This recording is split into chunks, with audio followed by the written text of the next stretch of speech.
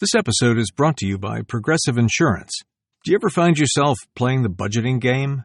Well, with the Name Your Price tool from Progressive, you can find options that fit your budget and potentially lower your bills. Try it at Progressive.com. Progressive Casualty Insurance Company and Affiliates. Price and coverage match limited by state law. Not available in all states. Hey, I'm running out to drop off a stack of letters and packages. Need anything shipped while I'm gone? Save the gas. Stamps.com lets you print postage and schedule pickups right from your desk. Sync your contacts into the address book, get detailed accounting insights, and get notified the moment your certified mail is delivered. All from my desk?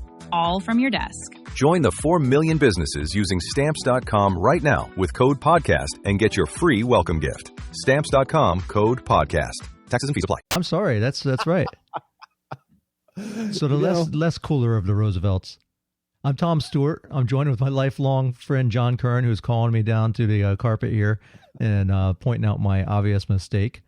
But regardless, that's what the show is today. It's about fear and how it applies to our lives and, hurts us or helps us. Yeah, you're absolutely right. I love when we call each other out because we come out here, we put ourselves out here, and that is a risk, and we could be fearful and we could be quiet and we could just, not do this, but we don't grow if we don't do that, and fear, everybody has it. There's nothing wrong with being fearful. There's nothing wrong with feeling scared. Everyone goes through that in their life, and fear is a part of life. It's an unpleasant emotion based on a belief that someone or something is dangerous and it's likely to cause you pain, or it's some type of threat. And fear is really, it's in your head. It's not real. Danger is real. If there's a big black bear in front of you, that's dangerous. You can get killed, you can get hurt. But fear is just a belief, and most of the time it's in your head, and it does keep you alive because you either run or you fight. You know who doesn't have fear? Who? Matt Murdock. And I know you have no idea who I'm talking about. It's Daredevil, the man without fear. Okay, yes. Now it comes back. But now, he was a comic book character, but now you can watch him on Netflix. So now you got to be up to speed. I am. I've watched the first season. Oh, well, all right. Then you're up to school. You're up to speed, I'm just drawing a blank. I'm terrible with names. So everyone has fear. It keeps us alive, and not feeling fear could leave us unprotected from legitimate threats. So, I guess the real question is, how do you know what's dangerous or a threat and what is not? And I think the answer depends on what you're scared of. Absolutely. We did a little bit of research. I know you did your research. I've done my research. And I've come across, there's basically 5 different types of fear, and it kind of goes into a pyramid. Can I talk about them real quick? Sure. The feararchy. Yeah, I didn't want to steal your thunder if that was your thing, but basically it's extinction, the fear of annihilation or ceasing to exist, or death. That's a pretty good reason to fear. Yeah, that's the base. That's the base of it all. Yep. Base of the pyramid. Mutilation, maybe the loss of a body part. That's kind of a scary thing, I guess. Or maybe it's true. I mean, you could fear loss of a body part, or you could fear the invasion of boundaries, as well as a loss of a body part. Think about it. If there's a bee flying around you, that's an invasion of your boundaries. You could be fearful that you're going to get stung by that bee. That would fall under the mutilation, because if you get stung by a bee, your face is going to blow up like a balloon. That happened to me a few times. You're allergic to them? I don't like bees. Huh? Are you allergic to bees? I think I am now. I mean, I've been stung so many times. I had this job in college. I was a groundskeeper at an apartment building in college for I don't know, a month or so, and I went underneath the stairway to pick up an old newspaper, and underneath it were these yellow jackets. Which, if you're familiar with yellow jackets, they burrow down into the ground, and they're really tiny, but they're mean. They're nasty. They're really nasty, and two of them stung my face, one up by my eyebrow and one like on my cheek, and my whole side of my face just swole up like a balloon. It was I have a fear of yelling into tubes or pipes because when I was a kid I yelled into my swing set, and as soon as I did, a wasp came out and stung me in the chin. It was horrible. I remember that. The next one is loss of autonomy. Basically, autonomy. If you want to talk about it, go ahead. Loss of autonomy is, a loss of personal control, really. Autonomy is being able to do things by yourself. And, like my dad. Like porn? Porn? That you should do by yourself, I guess. Yeah, I guess. It's always porn with you, Tom. It always goes back. No, with ALS, ALS is a degenerative disease that slowly but surely severs all of the neurological connections between your brain and the rest of your body. So by the end of that, a lot of people who have ALS, all they can do is they can't move their body anymore. They can basically just move their eyes around. They're on a ventilator system. They can't control their breathing. They can't control movement.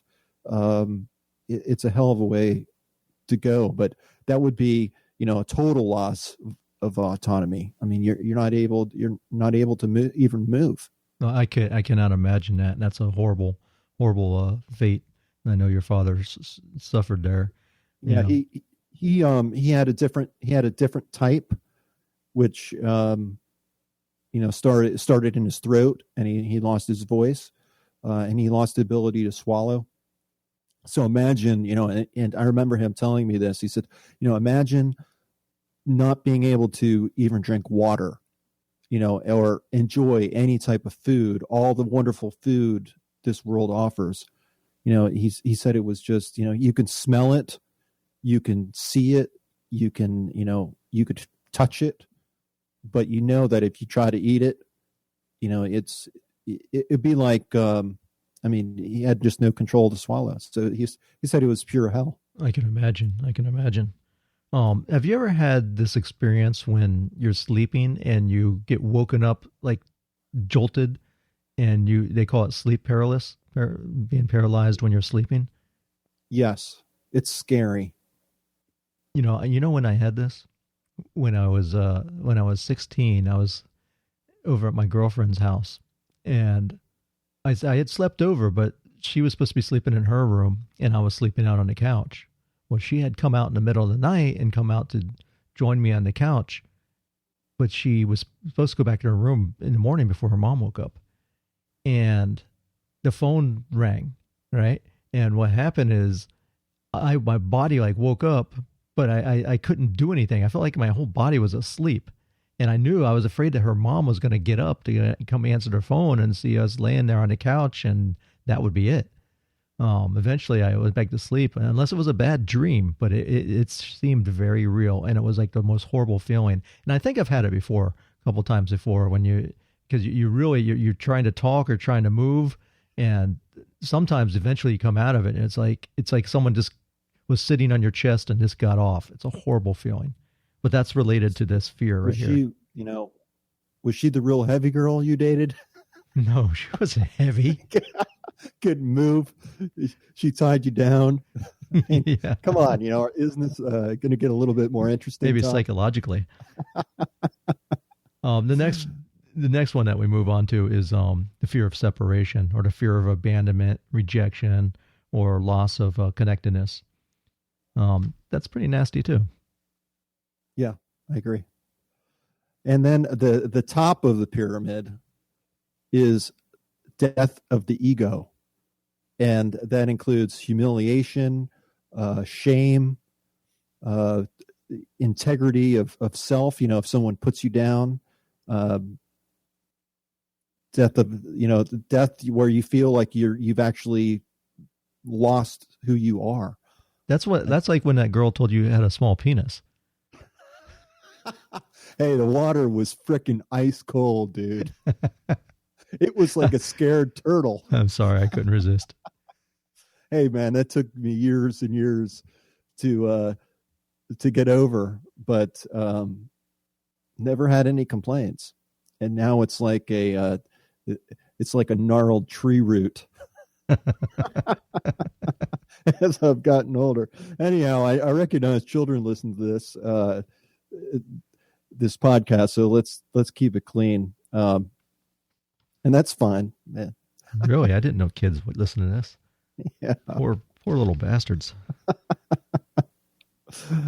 Anyhow, fear, just like any other emotion, it's a tool, and we can use it to our advantage.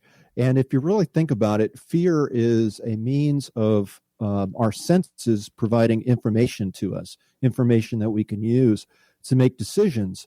And at the bottom of, the root of that decision is typically, fight or flight. Are you going to stand there and fight and take a stand and conquer, conquer whatever you're fearing, or are you going to run away?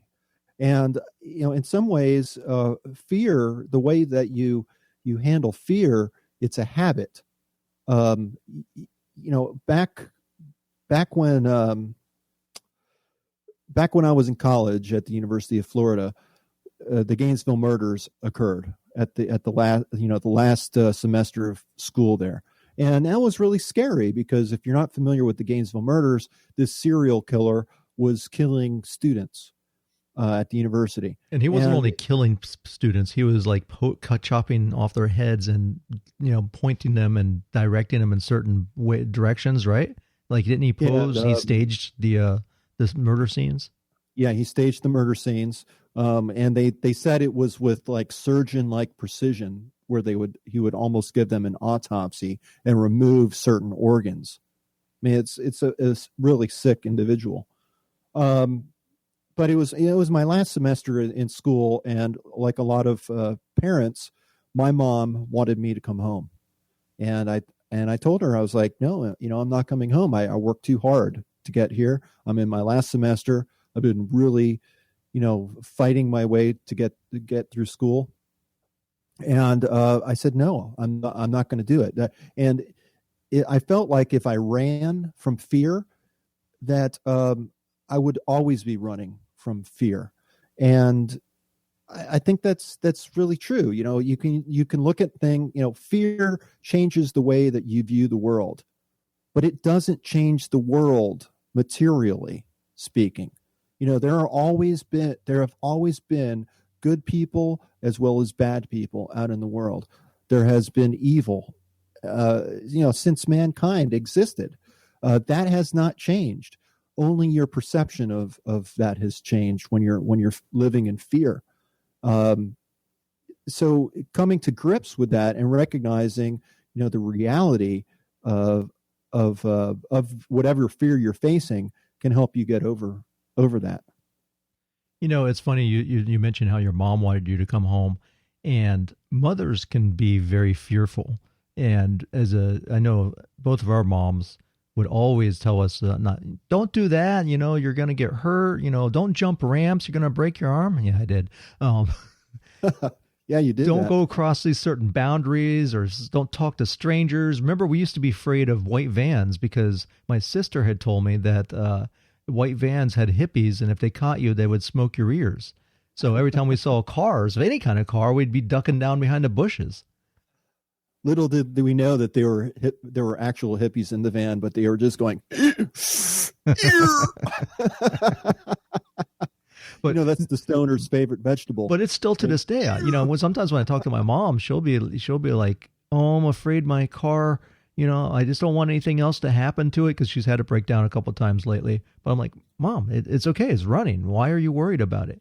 And she'll sit and she'll watch the news, and my God, the news will just destroy you. It will rot your mind. It will make you think that the end of the world is coming, and you go on Facebook and you see all these things with ISIS and, Obama this and Democrats and Republicans and libertarians and, all the hate that we have in our society. And people are like with their keyboards and typing it out there. After a while, it weighs on you, man. No, I totally agree. And it seems like the news is only talks about bad things, or and it skews the way you view the world. Absolutely, and there's things to be afraid of. I mean, ISIS are causing a lot of problems. I mean, what they just did, overseas in France is horrific.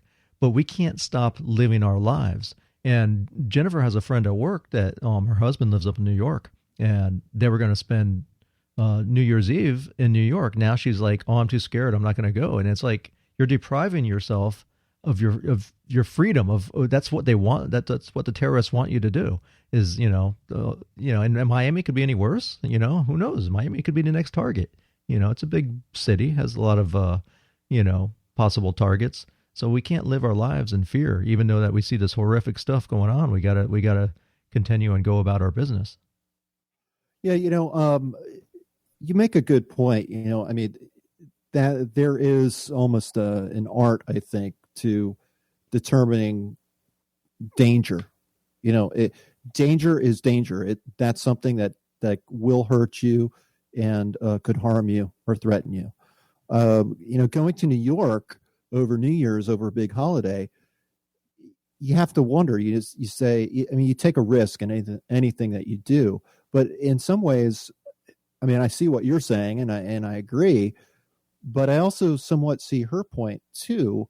You can't live your life in fear. That's absolutely true. But is that danger real, or is it not? I guess if you have to take a chance, and everything in life is taking a chance. Stepping outside of your house or staying in your house can, right. Who knows? You're not gonna know if you're safe inside or outside. What if your house catches fire while you're sleeping because you left a dryer on? What if because you stay inside all the time and you never want to go out, you die of congestive heart disease? Well, I mean, you have, if your house catches on fire, you have smoke alarms and sensors in your house. They'll hopefully wake you up. So, I mean, that's a prevent. I would be willing to bet that the majority of Americans do not have smoke detectors, and if they do, I bet they don't have fresh batteries, because once those things start, dying, they start beeping, and half the times people won't have a spare 9 volts, so they'll take it out and it will sit there and they'll forget about it. Yeah, well, I mean, in where I live, I'm right there with you. I have the 9-volt batteries. I just haven't put them up there yet. But you're absolutely right. It's sitting there without a 9-volt battery because the beeping was driving us crazy. But it's hardwired, so if the electric goes out, the sensor's not going to work. So I agree with you. But was it Modern Family when they the dad, he had put all the smoke detectors like in a plastic bag, in a garbage bag, and shoved them in the attic, and then like they started making the beeping like when they're dying, and no one could find out where that was coming from. It's that's a good way to kind of minimize your risk, or to hedge your bets, to protect yourself. Does going to New York over New Year's, does that increase your risk of being impacted by a terrorist or not? I don't know if that. I mean, there are threats. There is a watch, a terrorist watch, but when I was in the military, we had all kinds of threats all the time. We'd come back to the base and there'd be guys with machine guns there and with the mirrors checking under your car for bombs and stuff like that. And it's scary when you see that.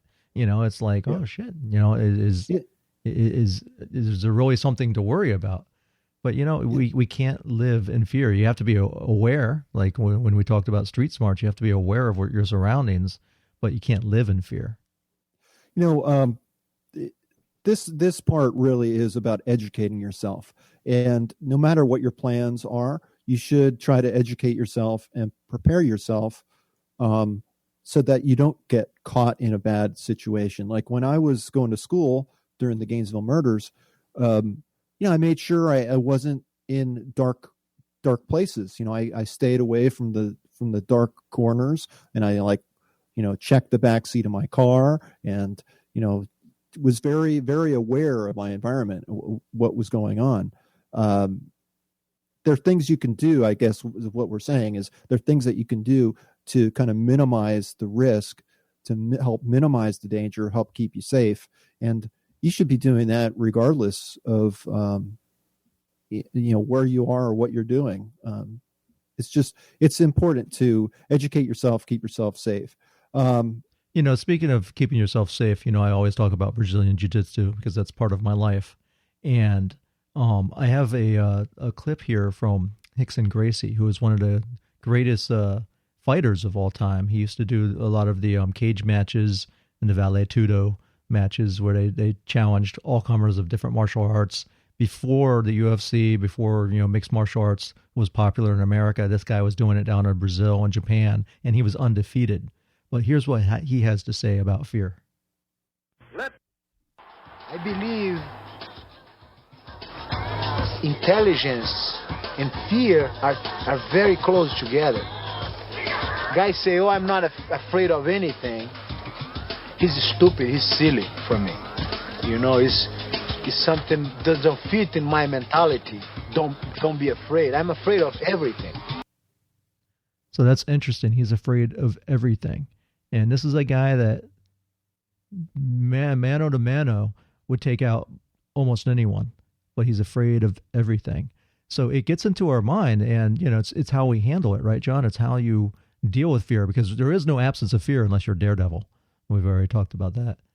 Yeah, I mean that's a TV show, right? The comic book, and that doesn't or a comic book exist. Fearlessness is delusional. You can.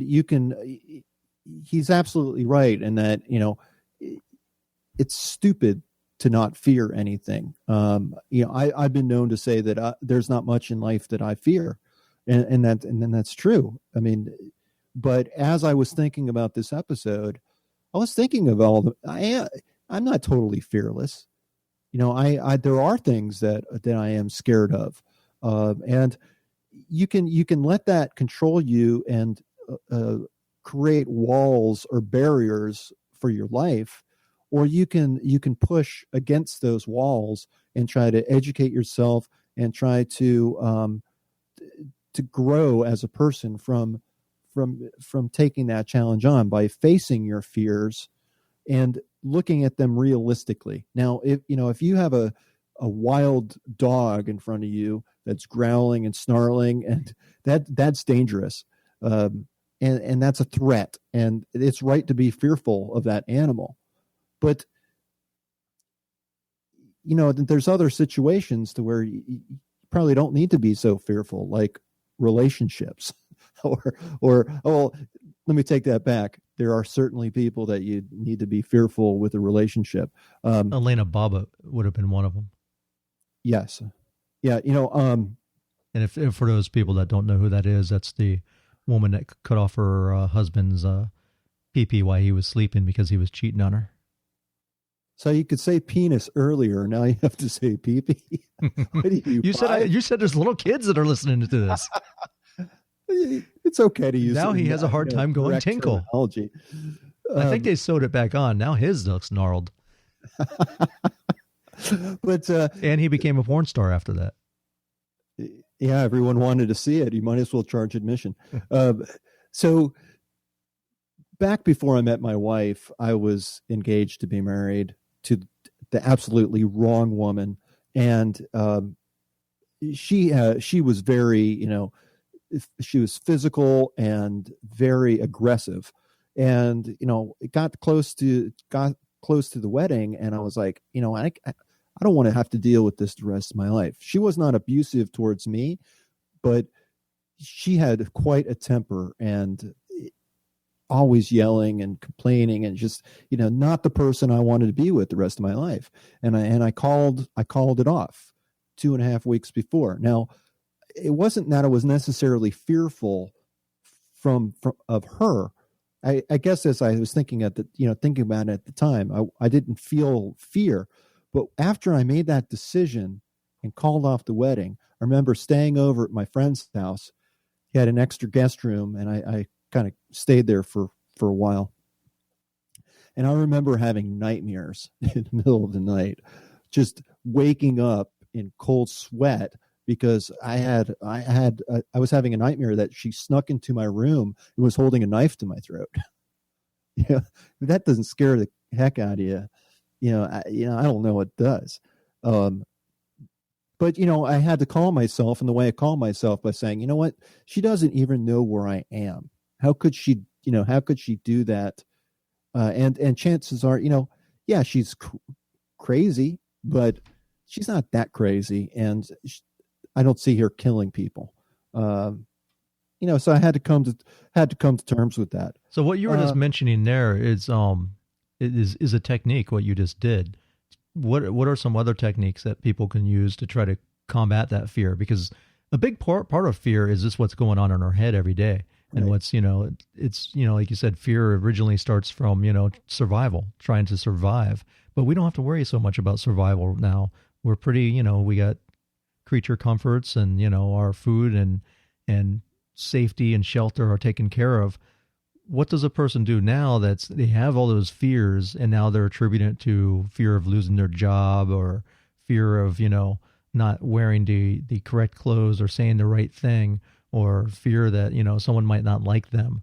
What do they do? How do they overcome those fears? Well, I mean, there's many different ways you can reframe your fear.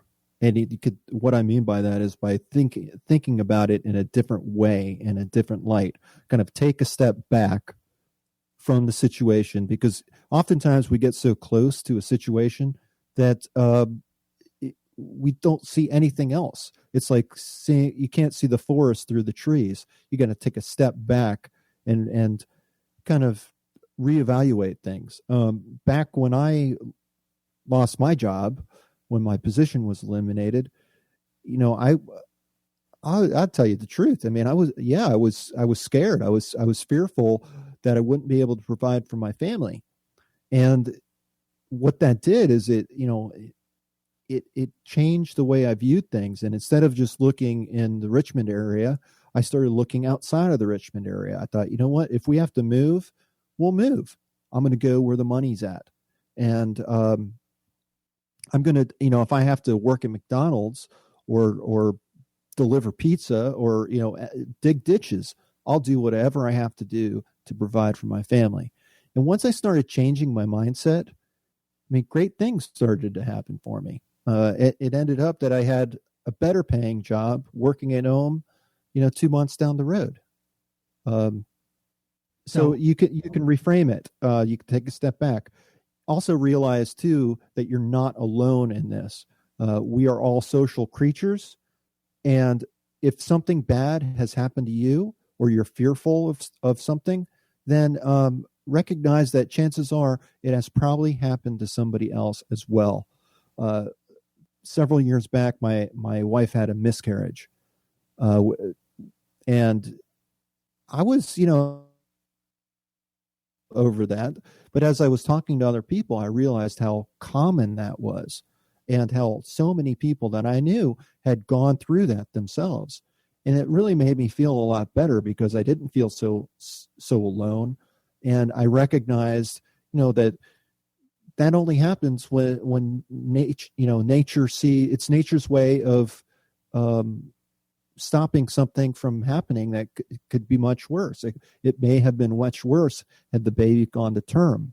And, it's nature's way of solving that problem. So, all right, what about techniques, as far as sometimes we know, even though that it's our mindset, but it's not so easy to change your mind. Is there something physical that someone could do that would instantly kind of let them step back a level or take it down a notch. If they get that tightness in their chest and they're like, nerves are all shot and they're tense and they're, clenching their jaw. They say that, I don't know if this is what you're getting at necessarily, but anxiety and worry, the physical side of that, the physiological side of that, is very close to what the body goes through when you're excited. So one way that you could do that if you're anxious about something is to start telling yourself that you're excited about it. Like, say, for instance, you're about ready to speak in public. I mean, man, I remember when I was like 12 or 13 years old, trying out for the Little League team. I kind of started late. My dad didn't really play a lot of baseball with me. I kind of taught myself. I read books about baseball. I mean, what a nerd, reading a book. I'm going to learn how to play baseball. I'm going to read a book about it.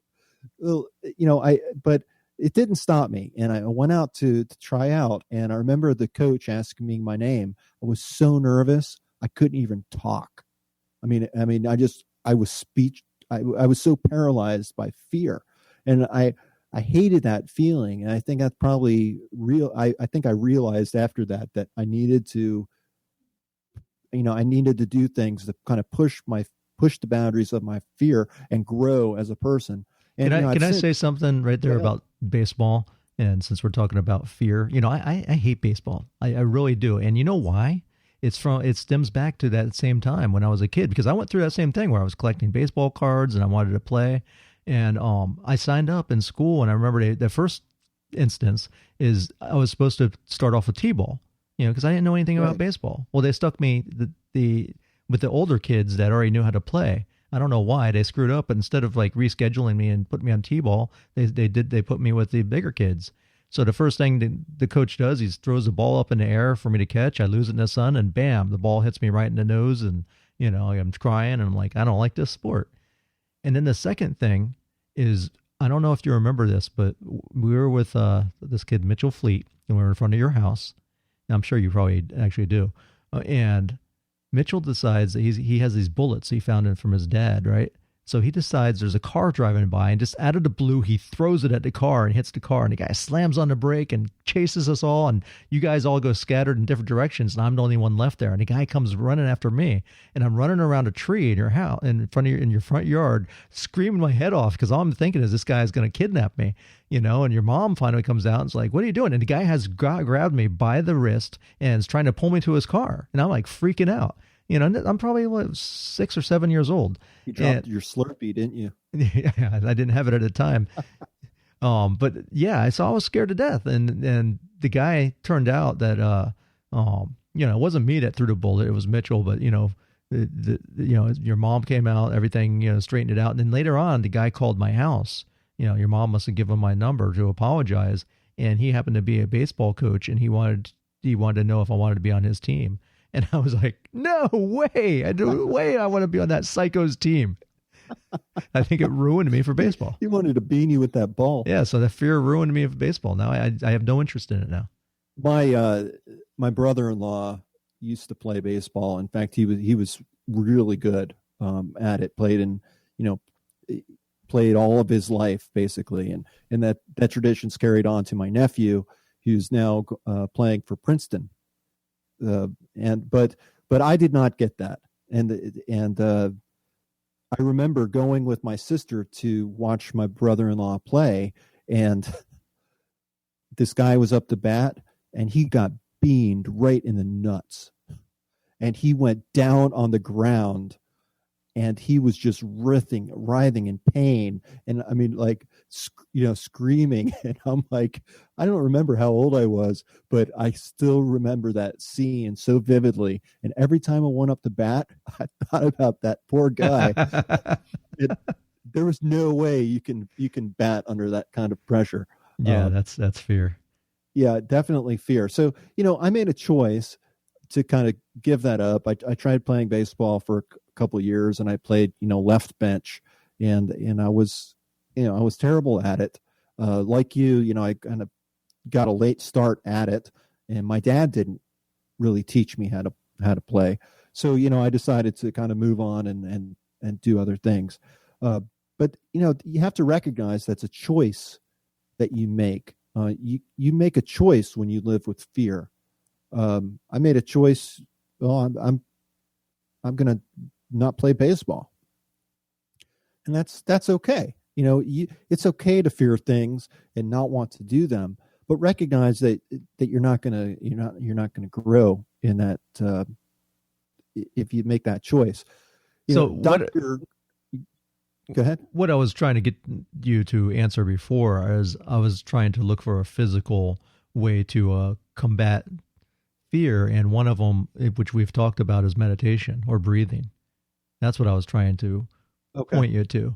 So, yeah, you can do count. You talking about counting breath? Mm-hmm, exactly. Yeah, and that's really just focusing on your breath, counting each breath, and as soon as you kind of lose your train of thought, you start back at zero. You count back. When that's a good way to. Before I started doing jiu-jitsu, back probably when I started when I was like 16, doing a martial art called Wing Chun, and it's a style of kung fu, but it's what they call an internal style, even though it's very external. There's in kung fu, there's internal styles and external. External is the hard kicking, punching, you're the fastest, strongest, quickest, most skilled man wins. And internal arts, it's soft, but then there's points of hardness. They use the relaxation to increase their speed. So it's not that they're wimpy or that they're soft where they can't fight. They just have a different way. They'll take the opponent's force and use it against them. So we would always start our classes with meditating and all the forms you would learn how to meditate. And if there's something that you want to do to help calm your nerves, one thing is you breathe from your belly. You don't breathe in your lungs, because if you breathe up in your chest is very shallow. You have to breathe like a little baby and breathe that with your belly. And besides that, what we used to do is we touch the tip of our tongue on the roof of our mouth. And it's supposed to be for chi, but it also helps keep your mouth, I guess, moist while you're breathing in and out. And what you do is you breathe in through your nose.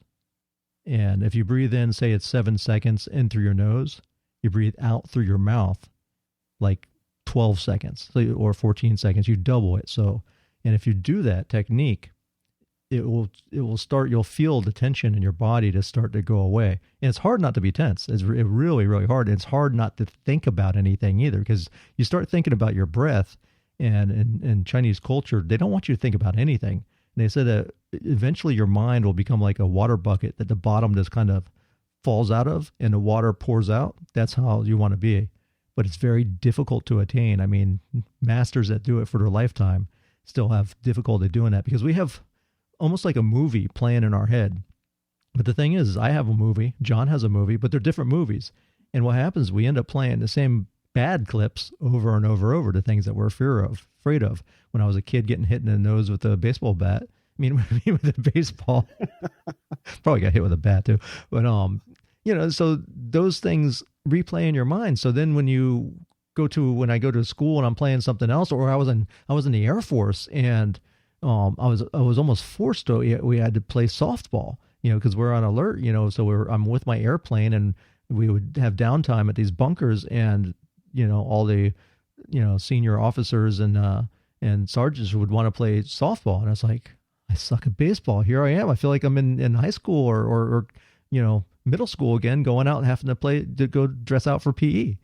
So, but that fear was still with me even as an adult. But meditation can help you, and it's one thing that's very helpful. I used to also, just real quick, and this is not, I haven't seen if anyone else does, but if I was in my car, I would like chant, almost like those monks. That the way you use your diaphragm, it just lets it out and it gets that tension out of you. Yeah, you can also try to turn your fears into some type of positive affirmation. For instance, if you're scared of speaking in public, you could start telling yourself that speaking in public empowers you. And, getting over a fear or challenging yourself with fear is a good way to grow. And the way I used to do it when I was doing public speaking is I would just keep telling myself, okay, I'm cool, calm, and collected. And I just keep repeating that over and over and over. You can figure out ways for yourself to try to leverage fear to your advantage. Fear does have its positive aspects. If you're a student and you fear that you're going to do poorly on your test, that may push you to study more. It may help you. It may push you to prepare before the test so that you're ready to go when you take that test. It can help focus you, and it all, we all have different ways of doing that. But fear is just not a negative thing. Remember, it's fight or flight. So that's a choice you make. You can either choose to run or you can choose to fight. And recognize this too. There's a psychological term called potentiation. And it basically means that the more scared you feel, the scarier things will seem. Like, for instance, the horrific acts in Paris. People are scared over that. And it makes the world seem a lot more scary than it really is. Like we said earlier, there's always been good and bad in this world. And that didn't change with Paris. There's still good and bad in this world. But we seem to kind of overlook the good when there's so much, seems to be so much bad happening. I have a great story that back when I was in college, about 20 of us went to the movie theaters to watch a scary movie. The movie was called Wolfen, and it was about a werewolf. So we had so many people. We were in 2 rows. We took up 2 rows of the movie, of the theater. And my friend, I'm gonna call him out by name, but my friend Frankie was out in front, and my friend Steve was sitting next to me. And right as the music was getting, the scary music was coming on, you were preparing to see someone else get attacked. My friend Steve reached out and grabbed Frankie's shoulder, and it scared the crap out of Frankie. Frankie not only yelled and screamed, but he jumped up out of his chair. He was so freaked out when he got grabbed at that moment. But that wasn't the funny part. That was funny enough. But what's even funnier is that it had a chain reaction throughout the theater where you heard, it was almost like a domino effect. It was like, all throughout the theater. You should laugh, because I remember when we were kids of you crying and going home. We were watching Creature Feature, and a gigantic spider came on the TV, and you was like, I never saw you cry. I think that was the first time I saw you cry ever. You were like, ah! You were like freaking out. My mom was trying to calm you down, and finally, I think you went home. Because what? And when I walked home, I ran home because I was so scared that the spiders were going to come out from behind the houses. Yeah, I've come a long way. Hey, but listen, you know what I'm afraid of? Dolls. When I was a kid, my mom left me at my grandfather's house watching The Outer Limits, and there was this episode where this one doll was pushing all these other dolls off the shelf, and they were breaking, and this old man finally tried to bring the doll down or something, and the doll bit him, and it was had some kind of poison or something, and I think he died. But my mom used to have this doll, and I know you'll remember this. It was in a glass case in the corner of my living room, and it had glass eyes, and it was this Victorian doll that was it's probably worth thousands of dollars. But that thing, I swear, whenever you moved, it looked like the eyes were following you. So at nighttime, when I used to go to the kitchen. I used to have to go through the living room in order to get to the kitchen. I would run because I was scared of that damn doll if the lights were out. And to this day, my wife has a doll named Baby Chrissy, and the thing looks like Chucky. Has red hair, and it's all messed up because you're supposed to cut its hair, and she cut her hair. And Logan, my daughter, will take the thing and hang it by its feet and hang it on my pull-up bar or hide it underneath my pillow. It's like the elf on the shelf. Yeah, I hate dolls. I hate dolls. It's, since we're talking about fear, do you remember back when we were, I don't know how old we were teenagers.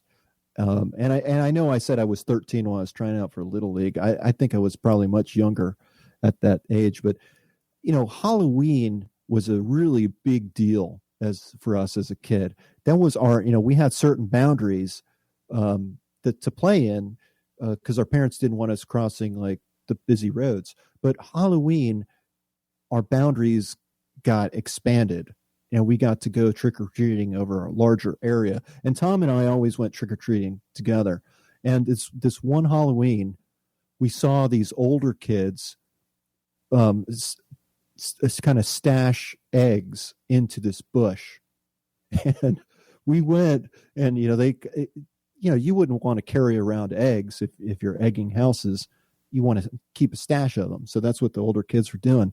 And we saw them do that. And we took their eggs. And we spent the rest of the night being chased by those kids. I remember that. And I remember being like hiding in a bush. Like it was like something out of a movie where you're trying to get home, where the heroes are trying to get home. And we're just trying to get home. I know this. I know the movie Judgment Night. The guys break down in a bad neighborhood. Dennis Leary's the leader of this gang, and they're like, these guys witness Dennis Leary and his gang murder someone. So then, of course, they have to catch them and murder them too because they're eyewitnesses, and they're through the bad neighborhood, and they got all these heavy metal and Ice-T rock songs and rap songs going on, and it was just. I took my wife to it. She hated it, but I loved it. It's what's so funny is I was thinking back about that time. I don't know if I don't think we egged anybody's houses with them. I know that we took the eggs, but I don't think we did anything. Shaving cream was my thing. I used to I used to take edge, and you could rig it so it could shoot like 20 feet. Yeah. Oh yeah, that was great. But we weren't really that destructive when we were young. But I remember kicking those kids' eggs and then just like hiding in bushes, and these kids were walking by us going, "Where the hell are those kids?" And we were just shaking in our shoes. So let me ask you, if you had something that was the opposite of fear, what would you say is the opposite as far as emotions that counteracts fear? Oh, that's a good question. I think I'd go back to, excitement. It's physically, it's the same. I mean, our body reacts, but the way we handle it mentally is just the opposite. I mean, when you're excited about something, it empowers you. When you're fearful, it takes your power away. You also think of like courage, but courage is not the absence of fear. That's actually stepping up in the presence of fear. Confidence is a kind of the opposite of fear. Some of the things that counteract it, I think, are love. Love is a powerful emotion, and people think of it as sappy, but love does conquer fear. Yeah, I think knowledge conquers fear as well. Yes. Fear is often due to uncertainty, or just plain ignorance, not knowing something. And if you can educate yourself, you will be less fearful about something. Although I have to say that when my dad was diagnosed with ALS, I started doing a lot of research on ALS, and that did not make me less scared. That made me a hell of a lot more scared. I think knowing what my father was up against was not fun.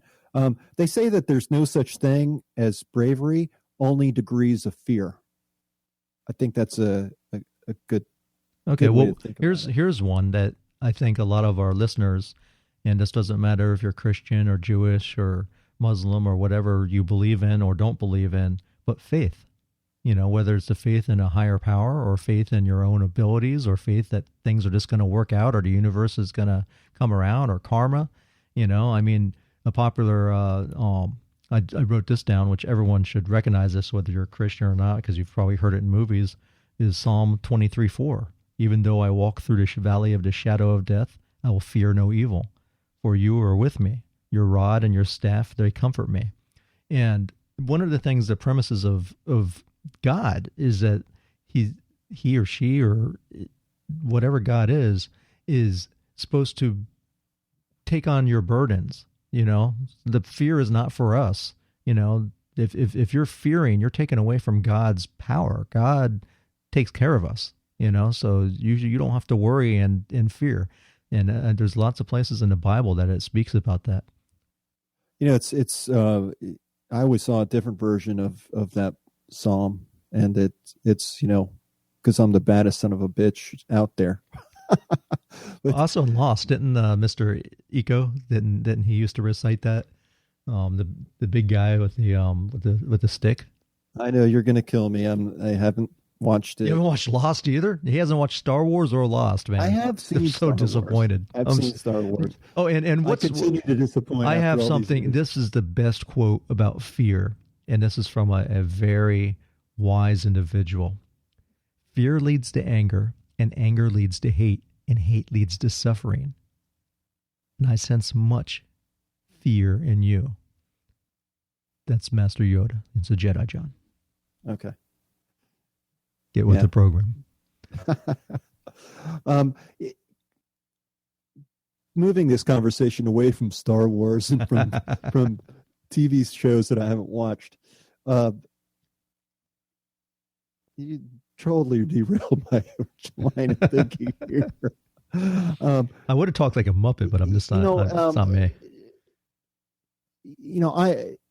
I do believe in a higher being, and I think that faith. I think that faith is important, but I also think regardless of how you view the world, some things may not be meant to be, and sometimes it is what it is.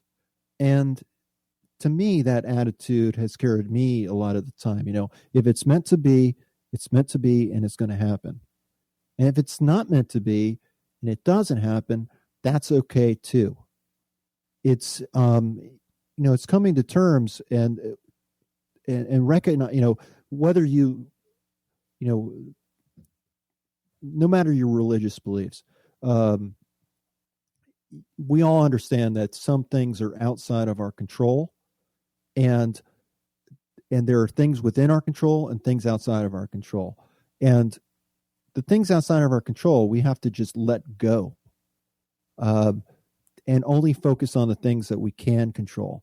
I always think about my dad a lot, and when he was losing, his ability to eat and drink food, and he had a feeding tube, and his physical strength was deteriorating, and life was hell.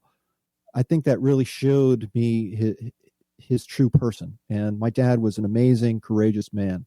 And I remember him saying, John, I can't focus on what I can't do anymore, or things that I've lost, or even where my life is heading. He says, I need to just focus on what I can do, and I can still do a lot. And I think that says a lot. Oftentimes we spend a lot of time thinking about things that we've lost or we regret, and we get caught up in that cycle of it holds us back. And there's nothing we can do to change those things. All we can do is focus on what we can do next, and we can all still do a lot. Words of wisdom. And what I fear is that this episode is getting too long. So I think it's time for us to wrap up our show. Hey, there's something really cool, John, is normally we ask people to go to our website and opt in for a free book or something else, another free gift. What we've used to have, we had a spending tool, and then we had a book that you wrote that was very good. But we have all these other things that we want to give you, action guides. And so we've come up with the idea of a membership vault, and it's free.